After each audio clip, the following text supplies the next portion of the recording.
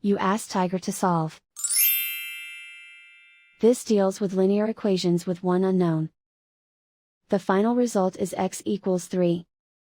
Let's solve it step by step. Simplify the expression. Expand the parentheses.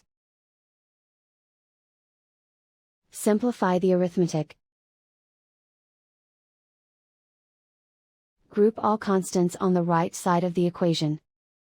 Subtract 35 from both sides.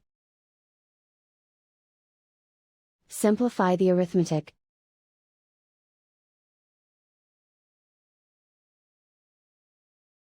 Isolate the x. Divide both sides by 5. Simplify the fraction. Find the greatest common factor of the numerator and denominator. Factor out and cancel the greatest common factor.